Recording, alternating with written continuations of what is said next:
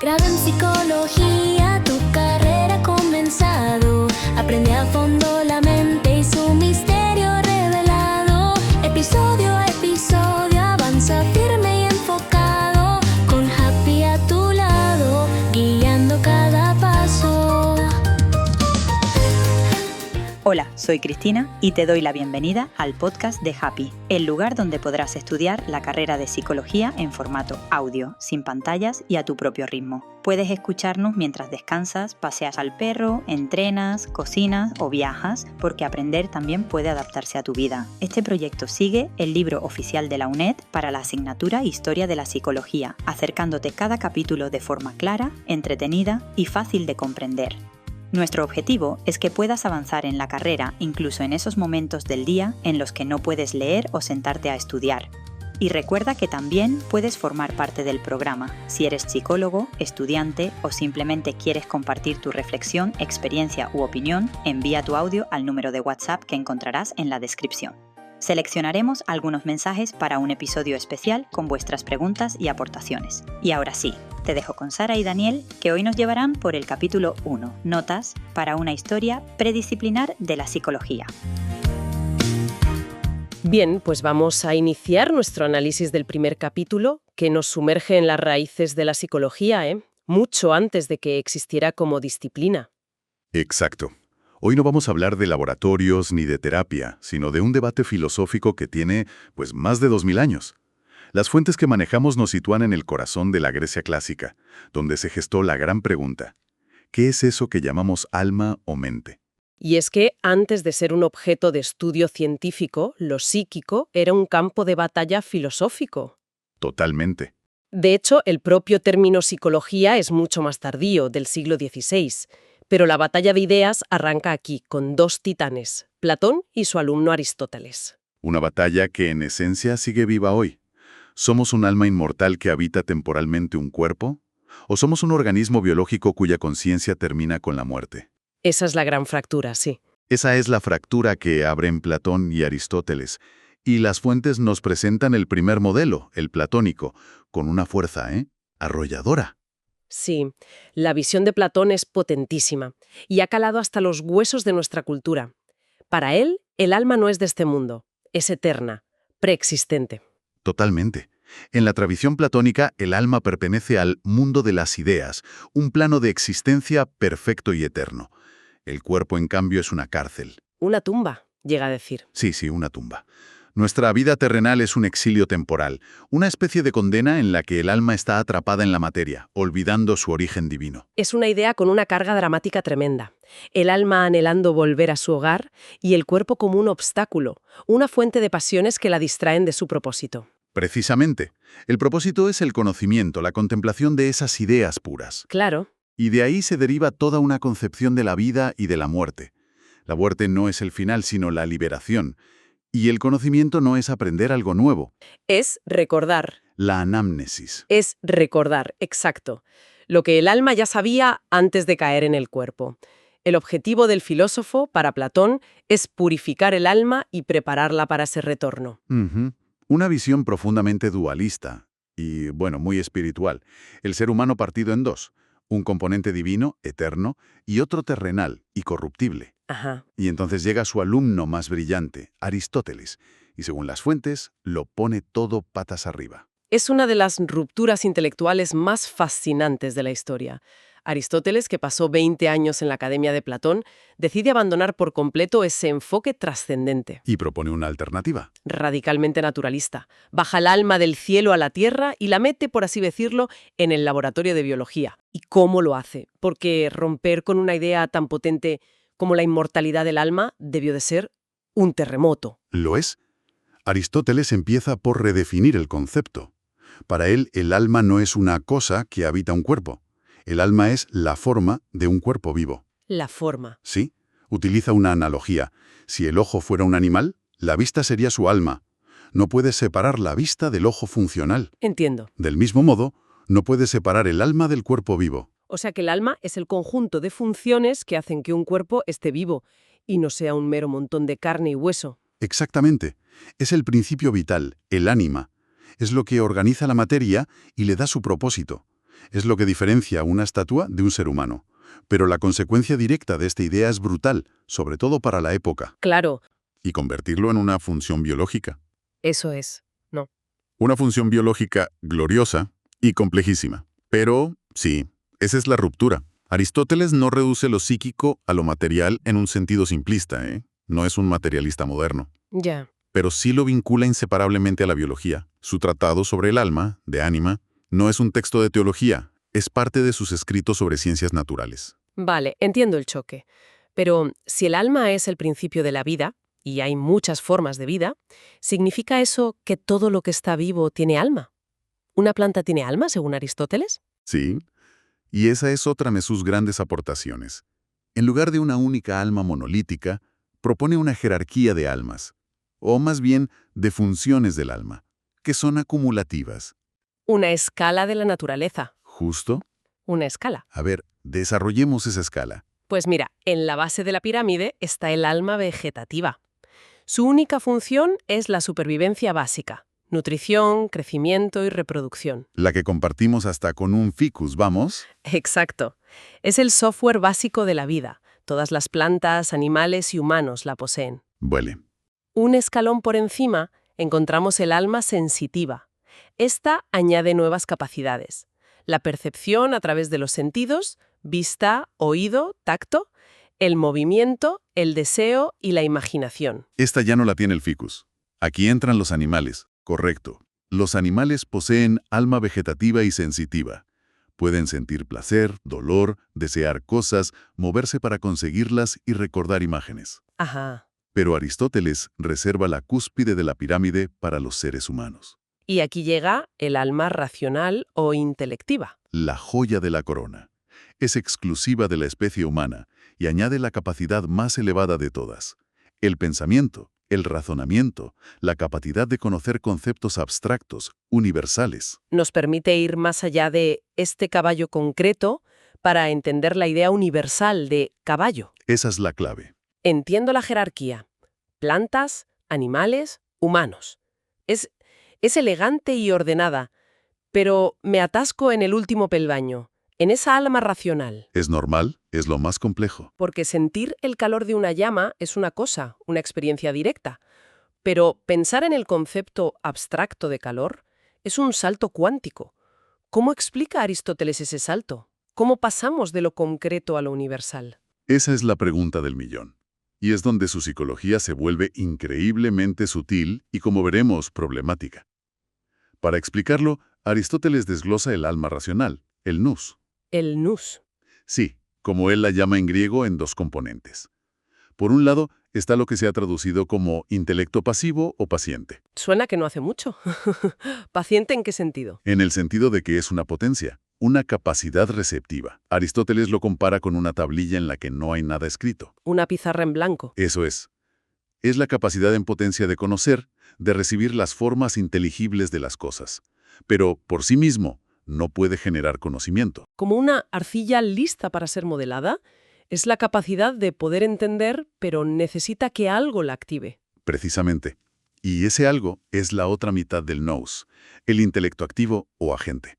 Este es el motor del conocimiento. Su función, según la describen las fuentes, es iluminar las imágenes que obtenemos a través de los sentidos. ¿Iluminar? Es una metáfora muy potente. Mucho. La idea es que este intelecto agente actúa sobre las imágenes de la imaginación, que vienen de los sentidos, y abstrae de ellas la esencia universal. Ajá. Separa la forma caballo del color y el tamaño de este caballo particular que estoy viendo. Extrae el concepto universal de la experiencia particular y se lo entrega al intelecto paciente para que lo conozca. Vale, es un mecanismo complejo, pero ingenioso. El intelecto paciente es el almacén potencial. Sí, Y el intelecto agente es el procesador que extrae los datos universales de la experiencia y los guarda en ese almacén. es una excelente manera de verlo. Con este sistema, Aristóteles logra explicar el conocimiento abstracto sin recurrir al mundo de las ideas de Platón. El conocimiento no es recordar algo de otra vida, sino un proceso de abstracción que se realiza aquí y ahora. A partir de la experiencia del mundo. Justo. Pero aquí hay algo que me inquieta. Si todo el sistema aristotélico es tan naturalista, tan biológico, y el alma muere con el cuerpo, ¿qué pasa con este intelecto agente?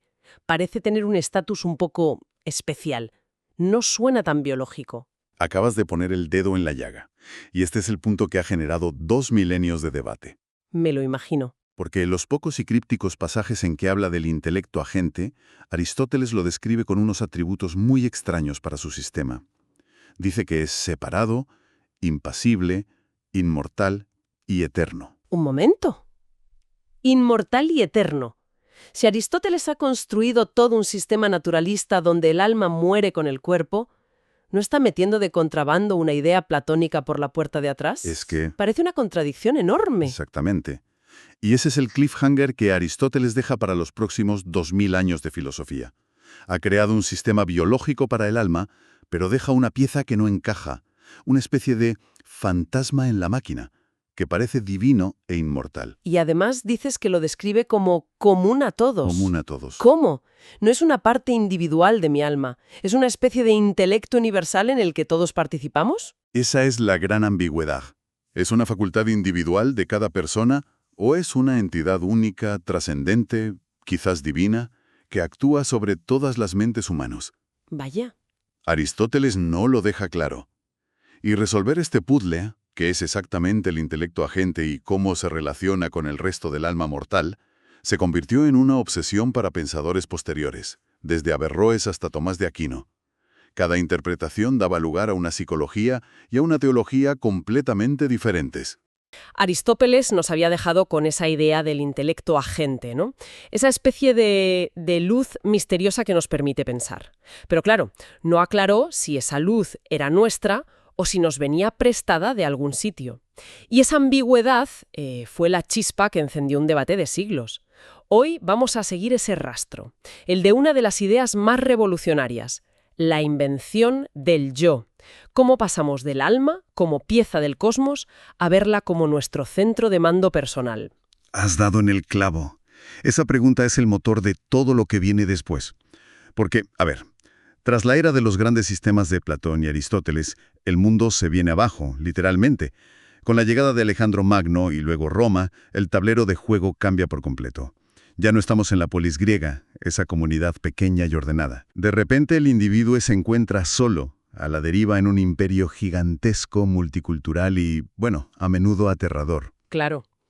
Pasamos de una ciudad-estado a una especie de primera globalización, por así decirlo. Me imagino que la pregunta filosófica deja de ser ¿cómo es el universo?, para convertirse en algo mucho más urgente. ¿Cómo sobrevivo yo en este caos? Exactamente, esa es la clave. La filosofía da un giro radicalmente práctico. Se convierte en lo que las fuentes llaman una terapia para el alma. El objetivo ya no es tanto la especulación metafísica, sino ofrecer un manual de instrucciones para la vida. Para el día a día. Eso es. La meta es alcanzar la ataraxia, la serenidad, en un mundo que parece haber perdido el norte. Y para esta tarea, la visión de Aristóteles, que liga el alma al cuerpo, Más terrenal. mucho más, sí, resulta más útil que el idealismo tan elevado de Platón. Y de todas estas terapias, la que tuvo más éxito, con diferencia, fue el estoicismo. Se convirtió casi en la filosofía oficial del Imperio Romano. ¿Qué tenía para ser tan atractiva? ¿Cuál era su visión del alma? El estoicismo ofrecía un ancla. Su idea era fascinante. Partían de Aristóteles, diciendo que el alma es lo que da forma y vida al cuerpo. Vale. Pero le añadían una capa cósmica. Para ellos, el universo entero está vivo, impregnado de una especie de aliento divino, un fuego inteligente. El famoso pneuma. El pneuma, exacto. Y este pneuma no es caótico, está gobernado por una razón universal, un orden perfecto, el logos. Entiendo. Como una especie de matriz inteligente que lo conecta todo. ¿Y nosotros dónde encajamos ahí? Nosotros somos una pequeña chispa de ese fuego divino. Nuestra alma individual es un fragmento del alma del mundo, una partícula de ese logos universal. Y aquí es donde introducen su concepto estrella, el hegemonikon. Hegemonikon, vaya palabreja. Suena a algo importante, desde luego. Y lo es. Podríamos traducirlo como el principio rector o el guía interior. Lo situaban en el corazón, Ajá. y era para ellos la sede de la razón, la parte de nuestra alma que nos permite pensar y decidir. Es un avance conceptual inmenso, porque es uno de los primeros intentos serios de localizar un centro de mando dentro de nosotros. Es la semilla de lo que hoy llamamos conciencia. O sea, para que me aclare, el hegemonicon sería como el director de orquesta del alma. La parte que se asegura de que todos los instrumentos, las pasiones, los instintos, tocan en armonía con la partitura del universo, que sería el logos. Esa analogía es perfecta. La meta del sabio estoico es precisamente esa: entrenar a su director de orquesta, a su hegemonicon, para que sus decisiones y sus acciones estén en perfecta sintonía con la razón universal. Ya. Aceptar lo que no puedes cambiar porque forma parte del plan del logos y centrarte solo en lo que sí depende de ti, tus virtudes, tus juicios. Un momento. Si mi alma es solo una chispa de ese fuego universal y mi objetivo es vivir en armonía con un plan cósmico que ya está escrito, ¿dónde queda mi individualidad? ¿Soy algo más que una marioneta de un logos gigante? A los romanos, con su ego, su ambición, no sé yo si les convencería mucho esa idea. Planteas una de las grandes tensiones del estoicismo. Ellos te dirían que la verdadera libertad no es hacer lo que te apetece, sino desear que ocurra lo que tiene que ocurrir. Es una libertad interior. Ya. Pero Pero tienes razón, esa idea de disolverse en el todo cósmico no satisfacía a todo el mundo. De hecho, generó una reacción contraria muy potente. entiendo la visión estoica. Es práctica, te ayuda a capear el temporal en un mundo convulso. Pero también me suena un poco conformista, ¿no? No hubo nadie que dijera, a ver, no quiero solo vivir en armonía con este mundo, quiero escapar de él, aspirar a algo más. Por supuesto que sí, y esa fue la bandera del neoplatonismo, la última gran filosofía pagana de la antigüedad, con Plotino a la cabeza. Si los estoicos decían que la razón divina estaba dentro del mundo, que era inmanente, Plotino dio un giro de 180 grados, rescató a Platón y lo llevó al extremo, ¿Cómo? proponiendo que la verdadera realidad no está aquí, que existe un mundo divino trascendente y perfecto al que llamó el Uno. Y nuestro universo material es apenas una sombra, una copia degradada. Vale, volvemos a la idea de dos mundos. Y el alma humana queda ahí atrapada en medio. Exacto. La síntesis de Plotino es brillante. Nos dice que vivimos literalmente con un pie en el barro y otro en las estrellas. Una parte de nuestra alma, la inferior, está ligada al cuerpo, a las pasiones, a este mundo sensible, pero otra parte, nuestra alma intelectiva, pertenece a esa realidad superior. Al mundo del uno. En esencia, es parte de ese intelecto agente divino.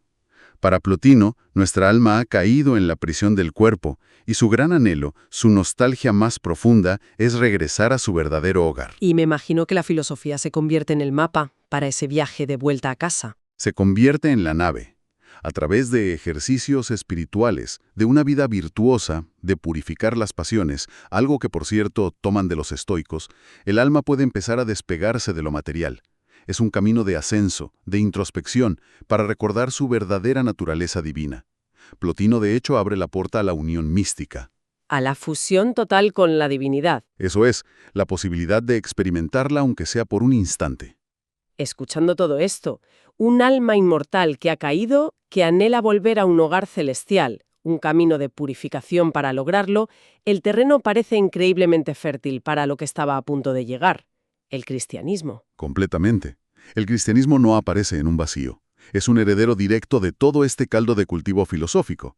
Del neoplatonismo toma la idea central de un alma inmortal y un mundo espiritual trascendente que es más real que el nuestro. Y del estoicismo. Del estoicismo la noción de providencia divina, de un plan universal, y muchos de sus ideales ascéticos sobre el control de uno mismo. Pero si bebía de tantas fuentes, ¿cuál fue su valor añadido? ¿Qué ofreció el cristianismo para arrasar con todo lo demás? Ofreció algo que ni el logos abstracto de los estoicos ni el uno impersonal de Plotino podían dar. Un logos encarnado. ¿Un Dios hecho hombre? Una razón divina hecha hombre, con una historia personal, con un rostro. Jesucristo. La promesa ya no era una ascensión intelectual para unos pocos sabios, Claro. sino una salvación personal y accesible para todos a través de la fe. Y figuras como San Agustín cogerán todo este bagaje y lo llevarán a un nuevo nivel. Popularizando la introspección. Exacto. El examen de conciencia, pero no ya para unirse a un uno filosófico, sino como el único camino para conocer a un Dios personal. Y con Agustín entramos de lleno en la Edad Media. Un periodo larguísimo, donde al menos en Occidente parece que esta visión platónico-agustiniana se convierte en el sistema operativo por defecto. El alma es inmortal, el cuerpo una carga. Efectivamente, durante la Alta Edad Media, digamos del siglo V al XI, la obra de Aristóteles prácticamente se esfuma de Europa occidental. Se le conoce apenas por un par de textos de lógica, poco más. ¿Y mientras tanto? Mientras tanto, y esto es una de las ironías más fascinantes de la historia, su legado no se pierde. Es conservado, traducido al árabe y estudiado con una devoción increíble en el mundo islámico. Por filósofos como Avicena o Averroes. Exacto. Médicos, filósofos. O se lo hubieran pasado a otra civilización para que lo guardara durante siglos, hasta que, finalmente, Occidente lo redescubre, en gran parte a través de la España musulmana. ¿Qué pasó cuando esos textos volvieron a circular por las nuevas universidades europeas? Fue una bomba atómica intelectual. Imagina a teólogos que llevan siglos trabajando con la idea de un alma inmortal y de repente se encuentran con el mismísimo Aristóteles. El filósofo. El filósofo, sí, diciendo que el alma es la forma del cuerpo y que por tanto muere con él. Chocaba de frente con el dogma central del cristianismo. Totalmente. Parecía una herejía irreconciliable. O sea que se desató una crisis existencial a gran escala. Y de esa crisis nace lo que conocemos como la escolástica. Precisamente. La escolástica es ese esfuerzo titánico, casi heroico, por desactivar esa bomba. Es el intento de las mentes más brillantes de la época por reconciliar lo aparentemente irreconciliable, la fe de la Biblia y la razón de la filosofía griega. Y se preguntaban, ¿podemos usar la lógica de Aristóteles para entender mejor nuestra fe, sin que todo salte por los aires? ¿Esa era la pregunta del millón? Y en medio de esa batalla intelectual, en el siglo XIII, aparece la figura que lo cambiará todo. Tomás de Aquino, el gran arquitecto de la paz entre fe y razón. ¿Cuál fue su jugada maestra? Su jugada fue no rechazar a Aristóteles, sino, por así decirlo, bautizarlo. Asimilarlo. Y lo hizo de una forma tan sistemática que construyó un edificio intelectual que dominaría el pensamiento occidental durante siglos. Su síntesis se basa en varios movimientos clave. Vamos a desgranarlos. Primer movimiento. Primero, acepta la definición de Aristóteles. El alma es la forma del cuerpo. Esto es revolucionario. Se opone frontalmente a la idea del cuerpo como una cárcel.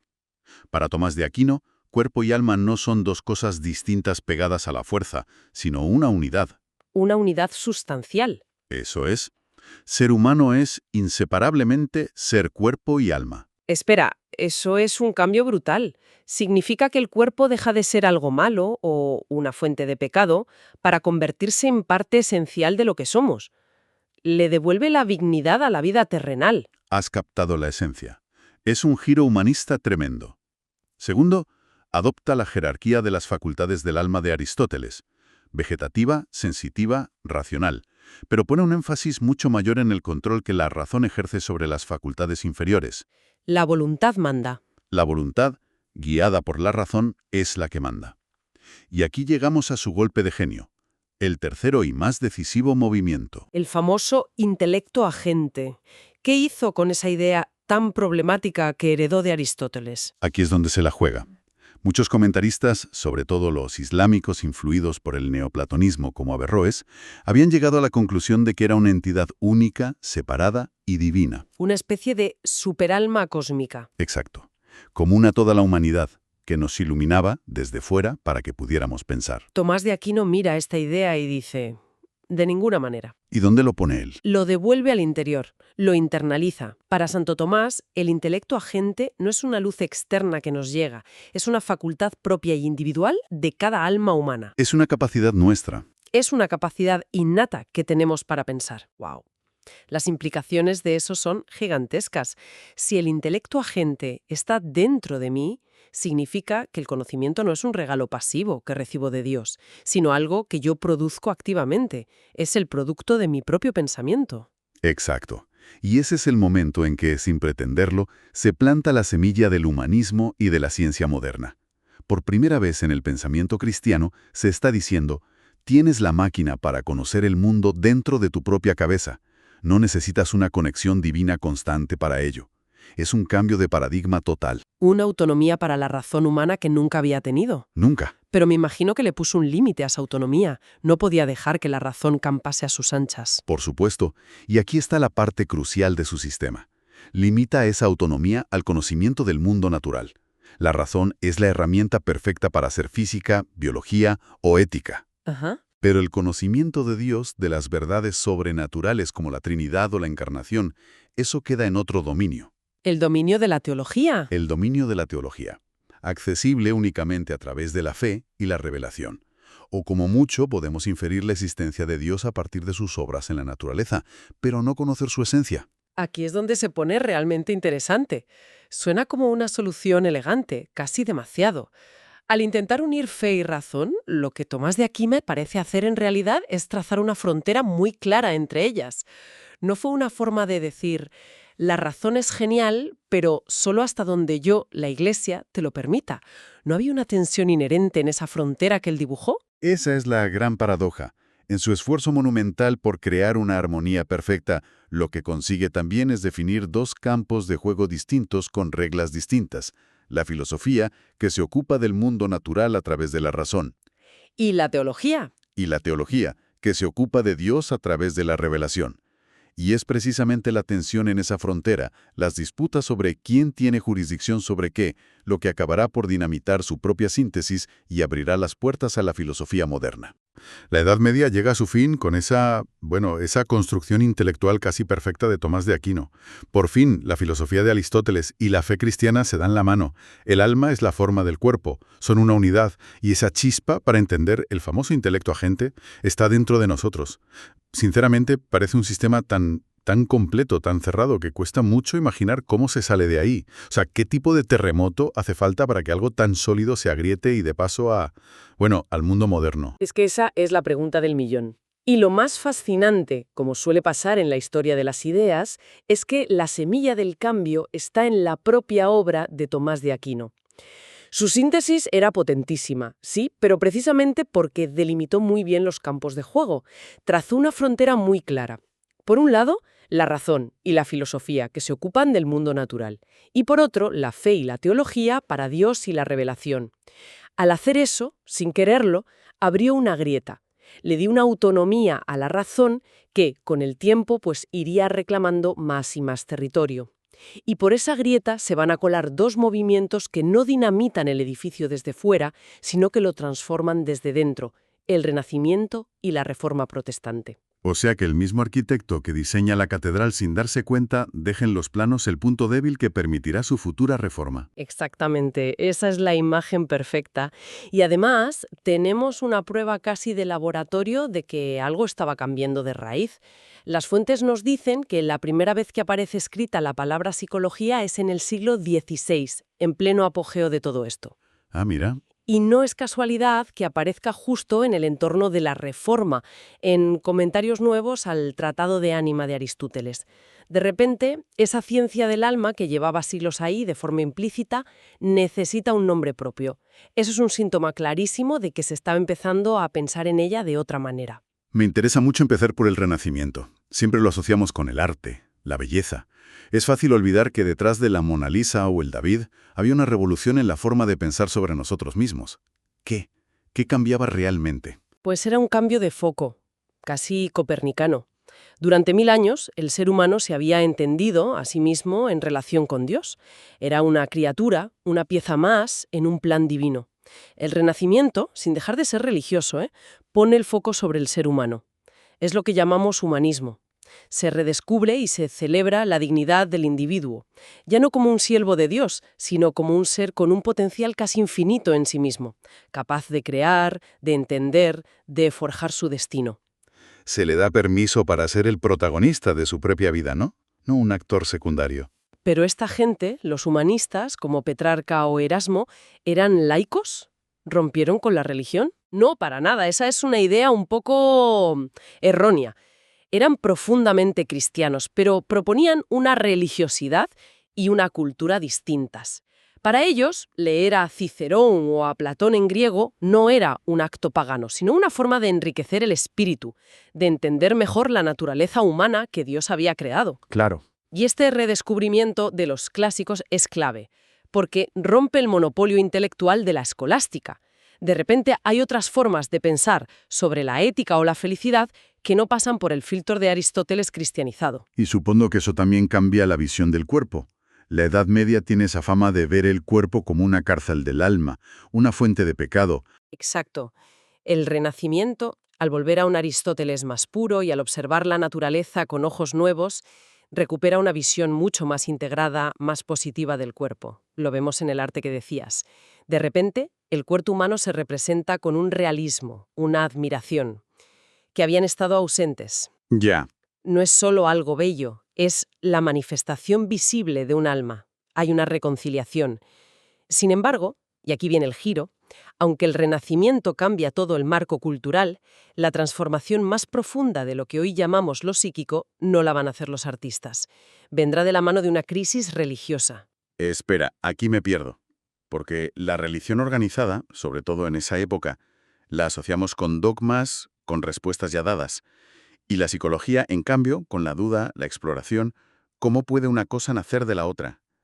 Suena contradictorio. Parece una contradicción total, sí, pero es el nudo gordiano de nuestra historia. La reforma de Lutero y la posterior contrarreforma católica le dan la vuelta por completo a la ciencia del alma. El objetivo ya no es la especulación filosófica, como en la escolástica. De repente se vuelve algo existencial, urgente, personal. La salvación del alma, un asunto de vida o muerte eterna. Y la responsabilidad de esa salvación cambia de manos, ¿verdad? Totalmente. La Reforma propone una relación con Dios mucho más directa, con menos intermediarios. La Iglesia, los sacramentos, los sacerdotes pierden ese papel central. La responsabilidad recae de lleno sobre los hombros del creyente. Y si tu salvación depende de tu fe, del estado de tu alma, ¿qué tienes que hacer? Mirar hacia adentro. Constantemente, de forma casi obsesiva. O sea, ¿se institucionaliza la introspección? Se convierte en una tecnología de supervivencia espiritual, digamos. Y eso hace que ciertos conceptos se vuelvan el eje de la vida psíquica. Primero, la conciencia moral. Se convierte en el escenario principal donde se libra la batalla entre el bien y el mal. Ya no son tanto los actos, sino las intenciones, los pensamientos. Segundo, la culpa. La preocupación por ser un pecador, por no ser digno de la gracia de Dios, se vuelve una constante que lo tiñe todo. Y esto nos lleva al tercer punto, la herramienta para gestionar todo esto, el examen de conciencia. Que ya existía, pero ahora se populariza, se extiende. Se populariza y se sistematiza hasta el extremo. Se convierte en una práctica diaria de autovigilancia. Algunos puritanos llevaban diarios espirituales detalladísimos donde anotaban cada pensamiento, cada tentación, buscando signos de ser uno de los elegidos. La mente se transforma en un laboratorio y un campo de batalla a la vez. Vaya, es como si cada persona tuviera que convertirse en su propio inquisidor. La mente se convierte en una especie de tribunal interior que nunca cierra. Esa es la analogía perfecta. Un tribunal que nunca descansa, donde uno es a la vez fiscal, acusado, testigo y juez. Y este proceso tiene una consecuencia monumental.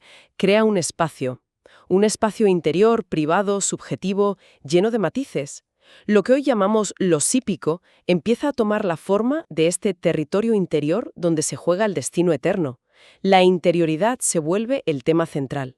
Me recuerda un poco a los estoicos con su idea de vigilar los pensamientos, pero aquí se le añade un componente de terror cósmico, ¿no? No buscas la paz, buscas no arder en el infierno. Has captado el matiz fundamental. El objetivo no es la tranquilidad, es la certeza de la salvación. Una certeza que para muchos es inalcanzable. Es una introspección movida por la angustia. Esta práctica intensiva, este entrenamiento en la autoobservación durante generaciones va a tener consecuencias inesperadas fuera del ámbito religioso. Vale, creo que lo pillo. Tenemos por un lado el Renacimiento, que nos da un nuevo sentido del individuo. Y por otro, la Reforma, que nos obliga a mirar dentro con una intensidad nunca vista. Pero sigo viendo una distancia enorme con la ciencia de Galileo o de Newton. ¿Cómo se conecta este drama espiritual con la revolución científica? La conexión es más sutil, pero es directa. Este nuevo hábito de observación minuciosa y el valor que se le da a la experiencia personal, aunque sea espiritual, preparan el terreno para la mentalidad científica. La ciencia moderna se va a basar en eso, la observación rigurosa y la validación a través de la experiencia. pero aplicada al mundo exterior. Es como si la humanidad hubiera pasado 2 siglos entrenando un músculo, el de la observación atenta, y de repente descubriera que puede usar ese mismo músculo para entender el movimiento de los planetas. O sea que es como si hubiéramos pasado siglos aprendiendo a usar un microscopio para mirar hacia adentro, para analizar el alma, y de repente alguien dijera, oye, ¿y si apuntamos esta herramienta hacia afuera, hacia las estrellas? ¿Es esa la idea? Es una metáfora fantástica. Se pasa del escrutinio del alma al escrutinio del universo. Y es en este nuevo contexto de la revolución científica, en el siglo XVII, donde se va a producir el cambio conceptual definitivo. Es un cambio de terminología que lo esconde todo. Progresivamente se va a abandonar el concepto de alma, en su sentido latino original, ánima. El alma como principio de vida, lo que nos enseñó Aristóteles, lo que diferencia a un ser vivo de una roca. Exacto, el alma como motor biológico, como forma del cuerpo.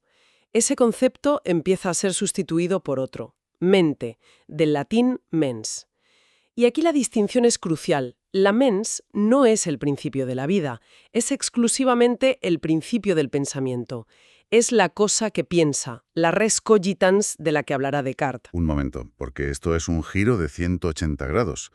Si la mente es solo aquello que piensa, ¿qué pasa con todo lo demás? ¿Con el cuerpo, las emociones, los animales?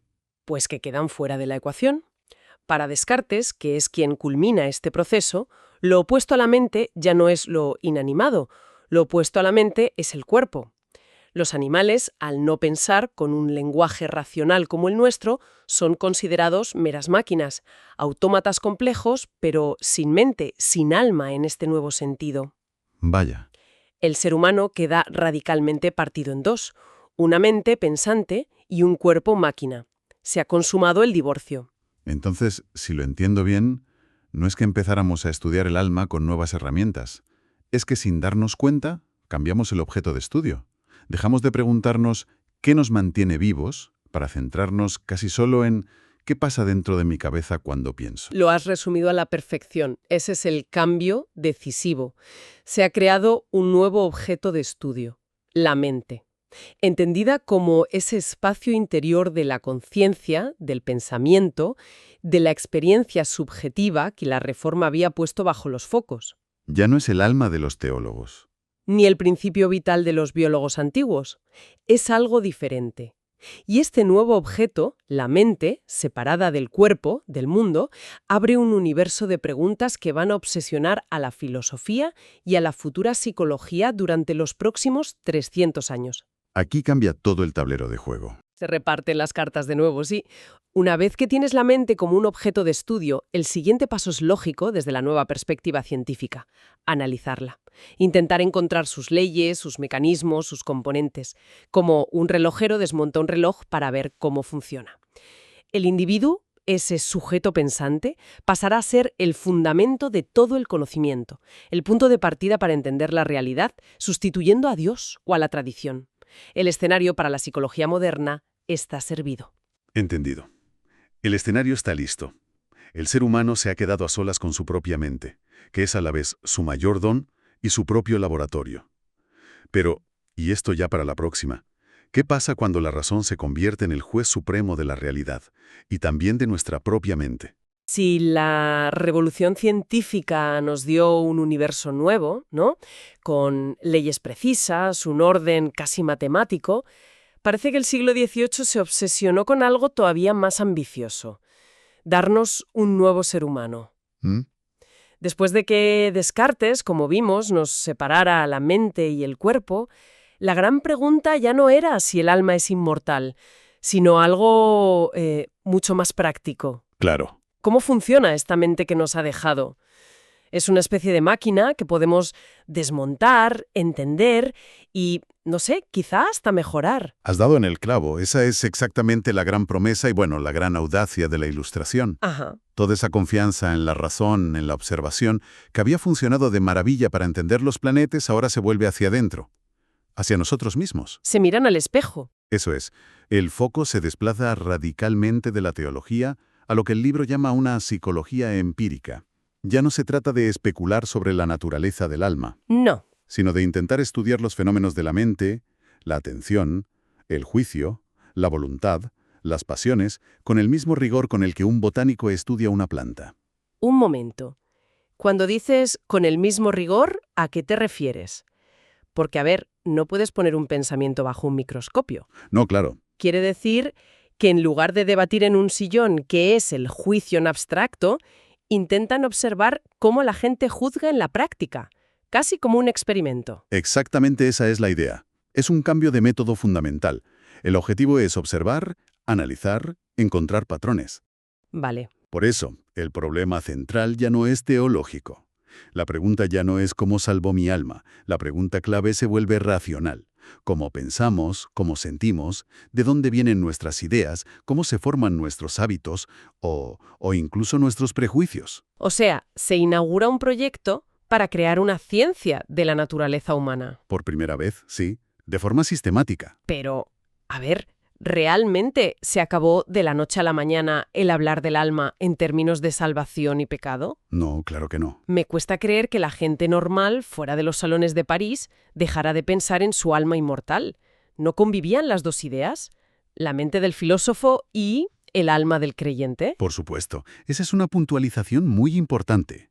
Este cambio ocurre en la élite intelectual, en los filósofos, en los científicos. En la vanguardia. Exacto. Para la mayoría de la gente, la religión y la idea del alma seguían siendo centrales. Pero lo decisivo es que el marco intelectual para entender al ser humano cambió. Y esa nueva perspectiva es la que a la larga acabará moldeando toda la cultura. Entendido. Es el comienzo de una nueva era. Entonces, si quieren crear esa ciencia de la mente, necesitan un método. Si ya no es la epiología, ¿qué herramientas tienen? No van a abrir una cabeza para buscar una idea. No. ¿Cómo se analiza la mente? Es una disección, sí, pero conceptual, no física. La idea principal, que, arranca con pensadores como John Locke y que David Hume llevará al extremo, es radicalmente simple. A ver. Sostenían que todos nuestros contenidos mentales, por complejos que parezcan, ideas como justicia o universo, Sí. no son más que el resultado de combinar elementos mucho más simples, las sensaciones. Vale, a ver si lo pillo. Es como construir algo enorme, una catedral, usando solo un tipo de ladrillo muy, muy sencillo. Los ladrillos serían las sensaciones, lo que vemos, oímos, tocamos, y las instrucciones serían las leyes que unen esos ladrillos. La analogía es perfecta. De hecho, es exactamente como lo veían. Su gran objetivo era descubrir las leyes de asociación de la mente. Como Newton con la gravedad. Justo. El equivalente a las leyes de Newton para la física. Creían que si lograban formularlas, podrían crear una ciencia humana capaz de explicarlo todo. El conocimiento, la moral, la política. Sigo con la analogía. Las instrucciones de un set de Lego vienen en la caja, son perfectas. Pero estas instrucciones de la mente, ¿de dónde salen? ¿Son universales? Esa es la gran pregunta. Porque si las leyes fueran las mismas para todos, ¿no deberíamos pensar todos igual? Bueno, esa es la cuestión que les ocupará durante décadas. La teoría inicial, la más optimista, es que sí, que estas leyes son universales, como la gravedad. Por ejemplo, la ley de la contigüidad. Si siempre experimentas dos cosas juntas, ves un relámpago y justo después oyes un trueno, tu mente crea un vínculo. claro, se asocian. Un vínculo tan fuerte que la próxima vez que veas un relámpago, anticiparás el trueno casi por instinto. Ahora multiplica eso por millones de experiencias, y ahí tienes la base de todo el pensamiento. O sea, no es que las instrucciones sean distintas, sino que cada uno construye con las piezas que ha ido recogiendo por la vida. Precisamente, las diferencias entre nosotros vendrían de nuestras experiencias vitales únicas.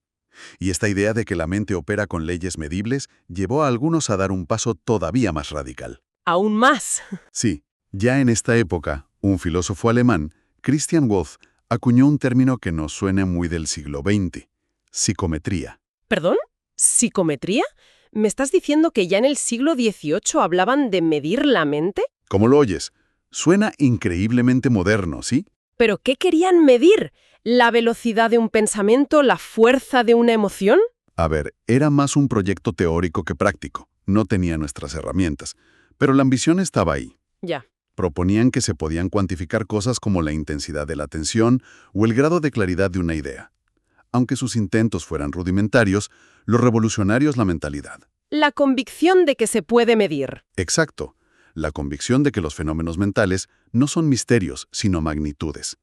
Es la semilla de los test de inteligencia, de las escalas de personalidad, de todo lo que vendrá después. Esto es mucho más grande que un debate de salón. Si de verdad puedes entender las leyes de la mente, las implicaciones son enormes. Significa que puedes intervenir, mejorar a las personas, Ahí querías llegar. diseñar una sociedad más racional y feliz desde cero. Exacto. Has llegado al corazón del asunto. Esa es la consecuencia más importante de todo esto y es lo que el libro define como la psicologización del ser humano. Es una palabra un poco aparatosa. Un poco, sí. Pero la idea es sencilla. Cada vez más aspectos de la vida que antes se explicaban por la religión o la tradición, ahora se empiezan a interpretar en términos del funcionamiento de la mente. La mente se convierte en la clave para explicarlo todo. A ver, ponme ejemplos concretos. ¿Cómo se aplica esto a la vida real? Pues pensemos en la educación. La visión tradicional era que el carácter de una persona es más o menos fijo, un don de Dios o algo heredado. No. Sí. Pero ahora si la mente se construye a partir de experiencias, como creían los ilustrados, entonces la educación lo es todo. Es el proceso de programar la mente del niño. Claro, es el argumento de que puedes tomar a cualquier niño y, con la educación correcta, moldearlo para que sea un ciudadano virtuoso y racional. Suena a la vez utópico y un poco escalofriante. Lo era. O pensemos en la moral. Un acto inmoral tradicionalmente es un pecado, una ofensa a Dios. ¿Vale? Desde esta nueva perspectiva, es más bien el resultado de un fallo en el mecanismo mental, pasiones mal gestionadas, ideas mal asociadas. Entiendo. Un criminal no es necesariamente alguien malvado en un sentido teológico, sino quizá alguien cuyo cableado mental, por así decirlo, es defectuoso por su entorno. Totalmente. La criminología moderna le debe muchísimo a esa idea. Y el último gran campo es la política. A ver. El fundamento de un buen gobierno ya no es el derecho divino de los reyes. Para los ilustrados, un buen gobierno debe basarse en un conocimiento realista y científico de la naturaleza humana. Tiene que tener en cuenta cómo funciona la mente de la gente. Exacto. Sus motivaciones, sus pasiones, sus miedos. La política se convierte en una especie de ingeniería social basada en la psicología. Es un cambio de paradigma total. De repente, la clave para entender y mejorar todo, la sociedad, la felicidad, la moral, no está en los textos sagrados ni en las estrellas, sino aquí dentro, en nuestra cabeza. Da un poco de vértigo, ¿verdad? Sí, la verdad. La conclusión es radical. Para entender al individuo en todas sus facetas, primero hay que entender su mente. Y este es el paso crucial, el que prepara el terreno para que, un siglo más tarde, puedan hacer la psicología como una disciplina científica y autónoma. Con sus laboratorios, sus cátedras. Exacto. La Ilustración no creó la psicología como ciencia, pero, por así decirlo, le dio su objeto de estudio, la mente. Y una razón de ser, mejorar la condición humana. Ha sido un viaje increíble a lo largo de este primer capítulo que hemos recorrido. Si intentemos resumirlo, es casi como ver la evolución de una idea a cámara rápida. Sí. Empezamos en la antigua Grecia con una concepción del alma casi cósmica, ¿no? Ligada al universo. Luego pasamos al alma cristiana, cuya principal, casi única, preocupación era su relación personal con Dios, su salvación. Más tarde, con la Reforma y el Renacimiento, esa alma se convirtió en un espacio interior, un lugar privado que había que examinar constantemente. Hasta llegar aquí, a la Ilustración, donde la palabra alma ya casi suena anticuada. Ahora hablamos de la mente. Un objeto de análisis racional, un mecanismo por descubrir. En cierto modo, el alma ha sido destronada de los cielos y la mente ha sido coronada como la nueva soberana de la realidad humana.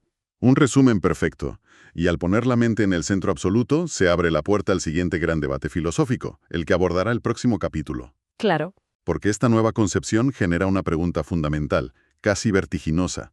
Si todo nuestro conocimiento del mundo, absolutamente todo, no es más que un conjunto de sensaciones filtradas y asociadas por esta máquina que tenemos en la cabeza, ¿qué podemos conocer realmente? ¿Estamos seguros de que el mundo es tal y como nuestra mente nos lo presenta? ¿Cuáles son los límites de esta máquina? En definitiva, ¿podemos fiarnos de nuestro propio cerebro? Esa es la pregunta del millón. Y es la que intentarán responder desesperadamente los filósofos que vienen ahora. Los empiristas, los asociacionistas y sobre todo la figura monumental que intentará poner orden en todo este debate. Kant. Immanuel Kant. Pero eso, claro, ya es materia para otro análisis.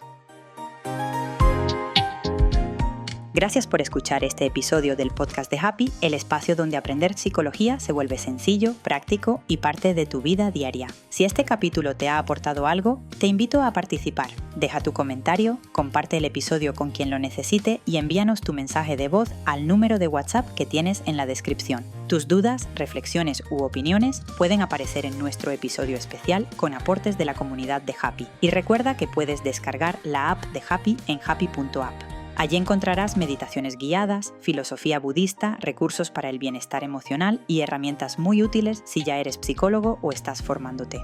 En Happy no solo estudiamos psicología, la vivimos. Crecemos, nos acompañamos y aprendemos desde la curiosidad y la conciencia. Nos escuchamos en el próximo episodio del podcast de Happy. Aquí empieza tu camino.